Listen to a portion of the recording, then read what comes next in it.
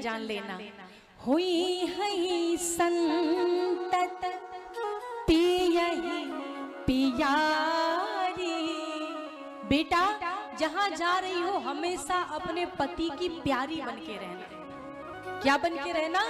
प्यारी बन के रहना, अर्थात उनकी दृष्टि में तुम्हारे लिए इज्जत हो, सम्मान हो।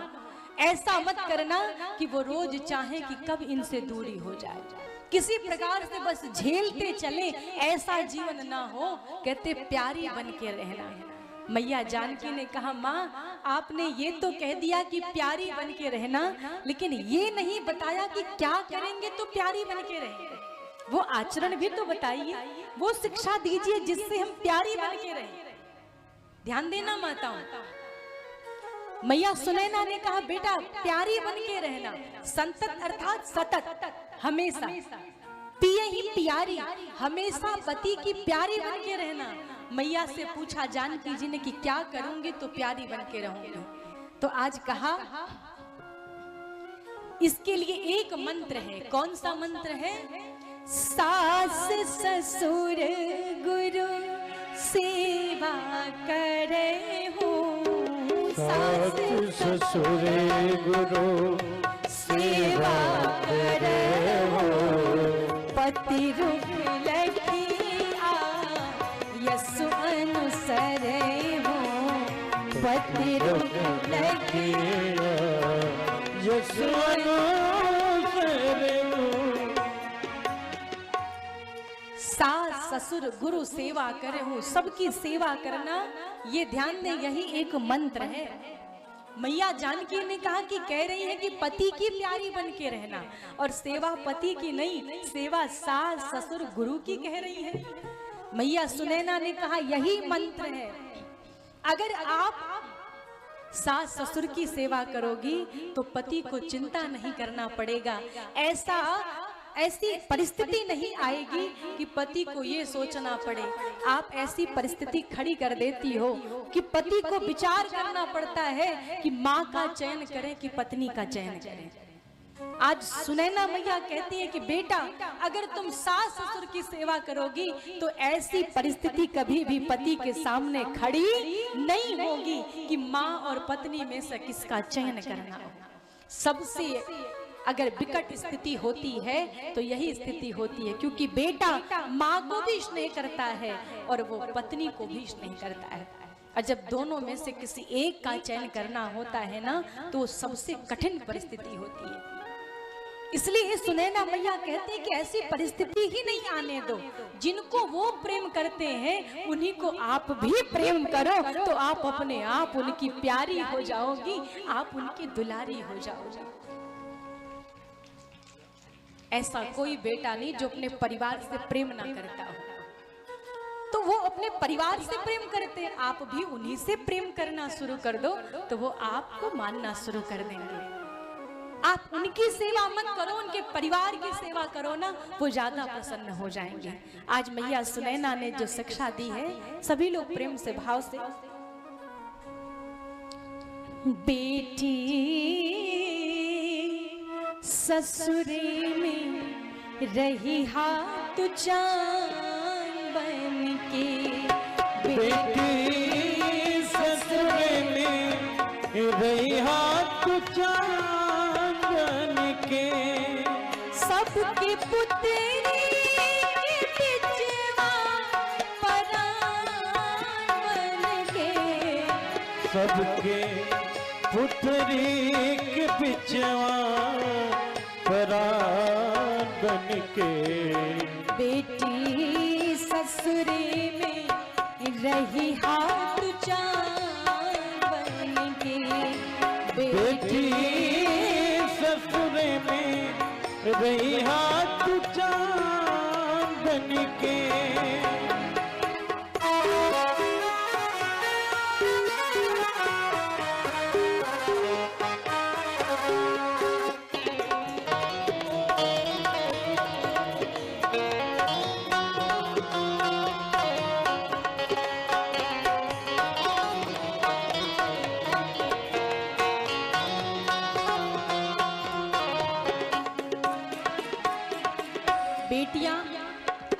शिक्षा लेना चाहे ना तो बेटियों को शिक्षा केवल माँ पिता भाई नहीं देते। शिक्षा तो आपको मंडप से ही मिलना प्रारंभ हो जाता है।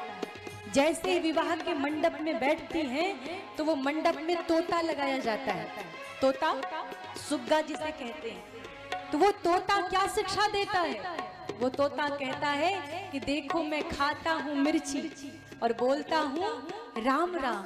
उसी प्रकार अगर आपको कोई कटु वचन बोले, कठोर वचन बोले, तो उसे भी स्वीकार करके आप उनसे मीठा बोलना।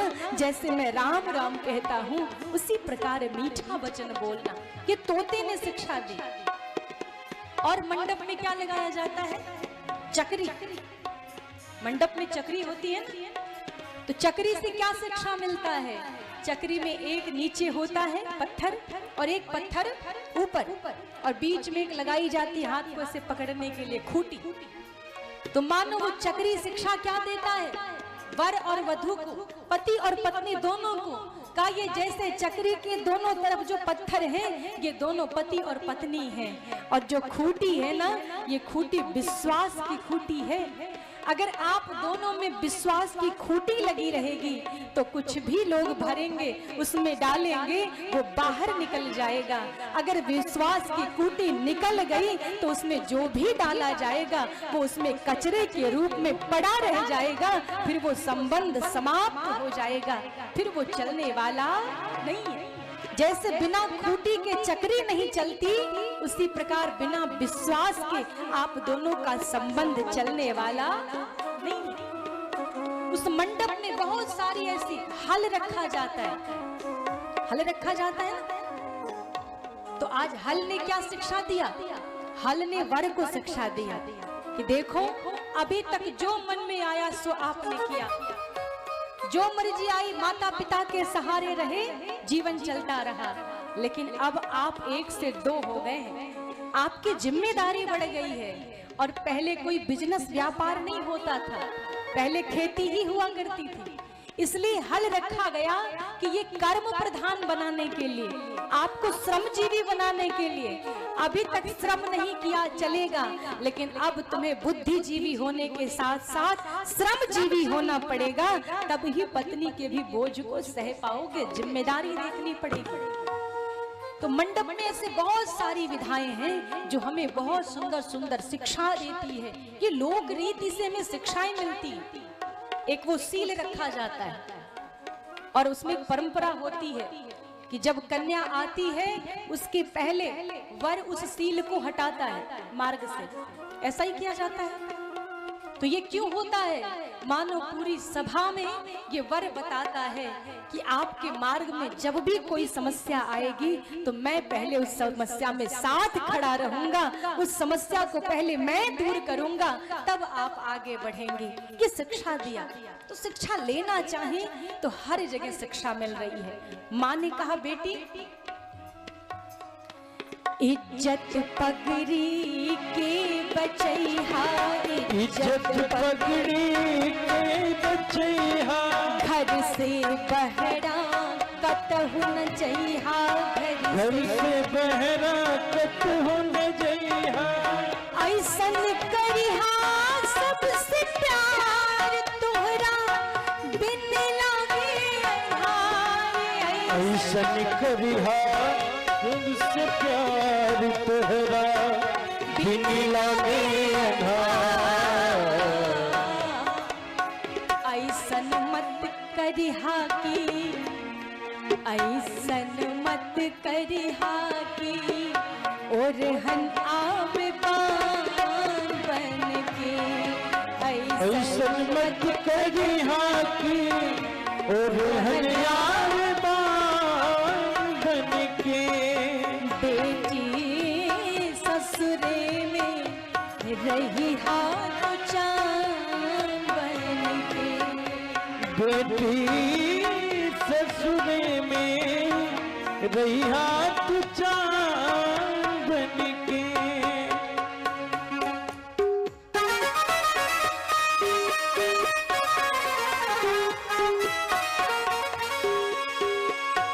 बातें तो बहुत हैं, लेकिन ये जो लाइन है माँ ने बेटा कुछ भी गलती हो जाए चलेगा, घर में एक दो बातें हो जाएं, थोड़ा आप बोल जाओ, उधर से कोई बोले आपने भी उत्तर दे दिया, ये सहन हो जाएगा।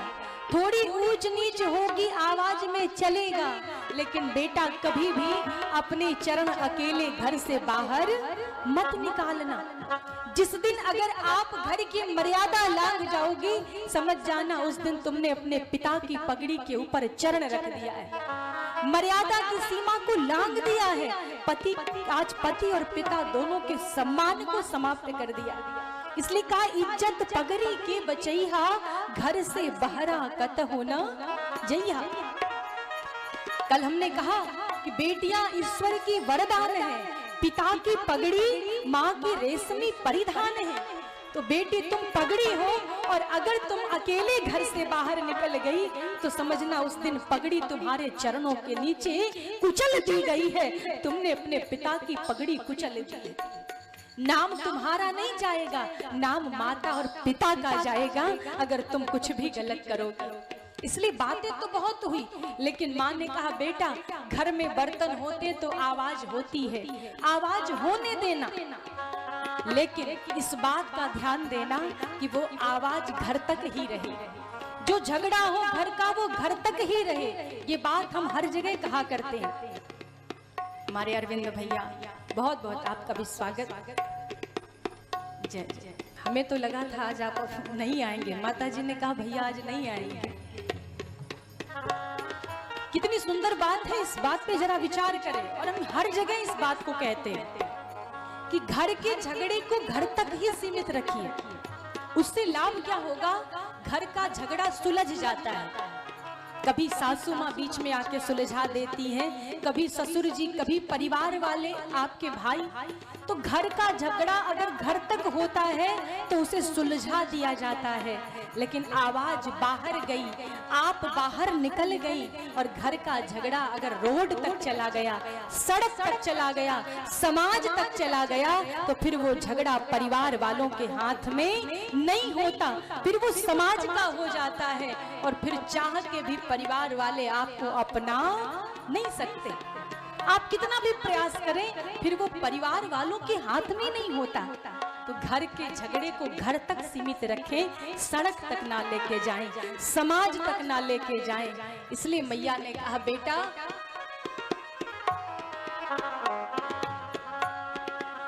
सुनल जाई तो हर बड़ाई, सुनल जाई तो हर बड़ाई, या जाई हर साई, या जाई हर साई।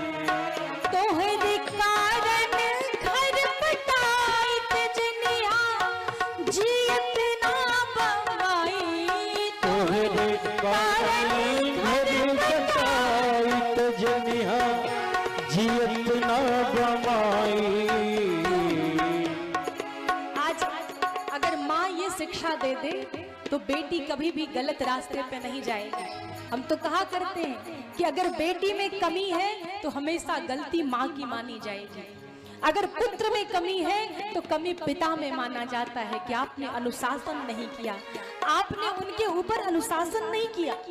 स्नेह भी जरूरी है, अनुशासन भी जरूरी है। इसलिए अगर कमी बेटियों में हो तो लोग कहते हैं इसकी माँ अच्छी नहीं हुई होगी तो ही बेटी अच्छी नहीं है।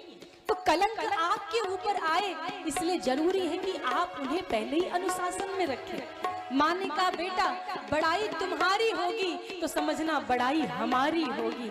और अगर घर में चूल्हा बटे तो बटे, चूल्हा बटना सरल बात है, ध्यान दें, चूल्हा बटे तो बटे, लेकिन परिवार का प्रेम नहीं बटना चाहिए, माँ बेटी का प्रेम नहीं बटना चाहिए, भाई भाई का प्रेम नहीं बटना चाहिए, प्रेम में बंटवारा नहीं आना चाहिए। कभी भी न माँ को बेटे से प्रेम करने से रोकना, न भाई भाई के प्रेम को अलग करना।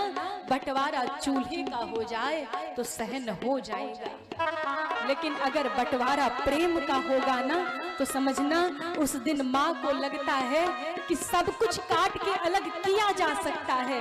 हाथ कट जाए तो व्यक्ति जी लेगा, हाथ कट जाए, चरण कट जाए, आप रह लोगे। लेकिन अगर आप चाहो कि हमारे हृदय का बंटवारा हो जाए, कलेजा काट के 2 टुकड़े में कर दिया जाए और व्यक्ति जीवित रह जाए, तो ये संभव नहीं है। भाइयों में बंटवारा होता है, प्रेम में बंटवारा होता है, तो माँ का उस दिन मानो मृत्यु हो जाता है। हृदय बांट के व्यक्ति जीवित नहीं रह सकता। तो आज कहा मैया ने, सुनल जाई तो हर बड़ाई, सुनल जाई तो हर बड़ाई, हिया जाई तब भुलाई, हिया जाई तब भुलाई, तोहर कारण घर बटाइत जनिहा जियत ना बमाई, तोहरे कारण जियत ना बमाए। सबके ओठे रहिहा। माँ ने कहा ऐसा मत करना कि लोग कहें कि ये कब घर से चली जाए तो घर की विपदा टल जाए। अरे इतना प्रेम देना, इतना स्नेह देना कि आपके बिना एक दिन भी परिवार का मन ना लगे। लोग ऐसे रटे जैसे लोग भगवान का नाम रटते हैं, और ये केवल और केवल समर्पण और सेवा से संभव है। माँ ने कहा बेटा, माँ कह रही है कि ऐसा मत सोचना कि तुम अपने घर की मालकिन बन के चाबी सासू माँ से छीन के लेके आओगी और मैं तुम्हें धन्यवाद करूंगी, तो ऐसा कभी भी मत सोचना।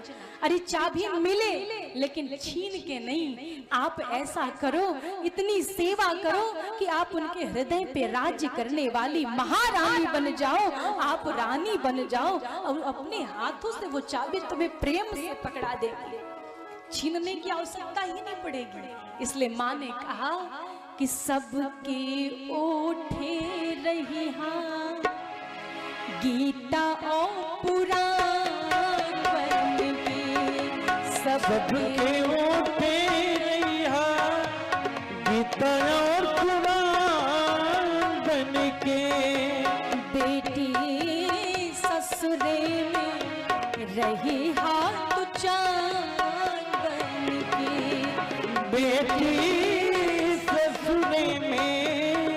रहिया तू चांद बन के, सबकी पुत्री के बिचवा परान बन के, सबकी पुत्री के बिचवा परान बन के, बेटी ससुरे में रहिया तू चांद बन के, ससुरे में रहिया तू चांद बन के। आज माँ ने शिक्षा दी कि बेटा अपने ससुराल में चंद्रमा की भांति रहना, चांद बन के रहना। क्यों? कहा जैसे चंद्रमा प्रकाश देता है उसी प्रकार तुम भी ससुराल को प्रकाशित करते रहना। एक बार एक छोटी बच्ची आई हमारे पास कथा के बाद और उसने हमसे कहा कि दीदी प्रकाश देने की बात आपने कही, तो प्रकाश तो सूर्य भी देता है, तो दीदी आप ये क्यों नहीं कहती कि सूर्य बन के रहना। हमने कहा बात तो सही है, कभी कभी छोटे बच्चे भी आपको बड़ी अच्छी शिक्षा दे जाते हैं। फिर हमने इस पे चिंतन किया तो हमने कहा कि केवल बात प्रकाश की नहीं है, यहाँ बात कुछ और है। प्रकाश तो सूर्य भी देता है, प्रकाश चंद्रमा भी देता है, बस अंतर ये है कि सूर्य का प्रकाश कभी कभी कष्टदायी लगता है। जैसे इस समय जब सूर्य का तापमान बढ़ता है, जेठ के महीने में सूर्य का प्रकाश अच्छा नहीं लगता है, कष्ट देने वाला होता है। लेकिन विचार करना, चंद्रमा का प्रकाश कभी कष्ट देता है?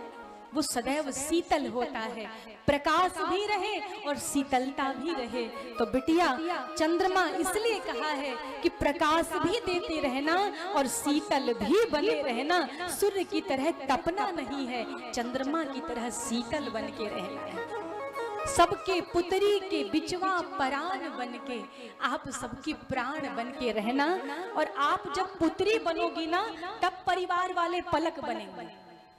जब आप पुत्री बनोगी तो वो पलक बनेंगे। आप पुत्री की भांति उनको रास्ता दिखाने वाली होगी, तो वो पलक बन के सुरक्षा करेंगे आपकी, कि कोई संकट पुत्री पे आने से पहले पलक अपने आप गिर जाता है। तो जब आप पुत्री बनोगी तो आपके परिवार वाले पलक बन के आपकी सुरक्षा करेंगे, कोई भी समस्या आप तक आने नहीं देंगे। आज सुनैना मैया ने बड़ी सुंदर शिक्षा दी। और बेटियों का जीवन इतना कारुणिक होता है कि मैया मैना ने कह दिया था, कत विधि सृजी नारी जग माही, पराधीन सुख सपने हूँ नहीं। ब्रह्मा को नारी बनाना ही नहीं चाहिए था, सुख नहीं मिलता, पराधीन, कभी पिता के अधीन, कभी पति के अधीन, और वृद्धावस्था हुआ तो पुत्रों के अधीन। शुरू से अंत तक किसी ना किसी के अधीन रहना है। तो हम कहते हैं कि थोड़ी सी दृष्टि पॉजिटिव कर लीजिए और ये सोचिए कि हम किसी के अधीन नहीं हैं, बल्कि हम तो वीआईपी हैं। और भगवान ने हमें एक गार्ड दिया हुआ है। बाल्यावस्था से लेके वृद्धावस्था तक भगवान ने कभी पिता के रूप में, कभी पति के रूप में, और कभी पुत्र के रूप में हमें एक अंग रक्षक प्रदान किया है, हमें एक गार्ड प्रदान किया है। और ये गार्ड सबको नहीं मिलता, वीआईपी को मिलता है। क्या गार्ड सबको मिल जाएगा? गार्ड सबको नहीं मिलते। मुख्यमंत्री, प्रधानमंत्री, कोई वीआईपी पर्सन। तो भगवान ने हमें गार्ड दिया है। इसीलिए मनुस्मृति में लिखा है, यत्र नार्यस्तु पूज्यन्ते रमन्ते तत्र देवता। नारी की पूजा जिस घर में होती है, पूजा अर्थात आदर सम्मान, उस घर में सभी देवतागण वास करते हैं। और नारी की पूजा इसीलिए क्योंकि जितना संघर्ष होगा, ध्यान दें, जिसके जीवन में जितना संघर्ष होगा उसके जीवन में उतनी बड़ी उपलब्धि होगी, उतनी ही अधिक उपलब्धि, उतनी ही वंदना, उतना ही अभिनंदन, उतनी ही पूजा होगी। जब संघर्ष करेंगे तो ही तो निखरेंगे। अगर संघर्ष छोड़ दिया तो बिखर जाएंगे। संघर्ष सह लेंगे। उसी तरह जैसे वो सीढ़ी वाले पत्थर और मूर्ति वाले पत्थर की बात है। मूर्ति के पत्थर ने कहा, भैया मैं भी पत्थर और आप भी पत्थर।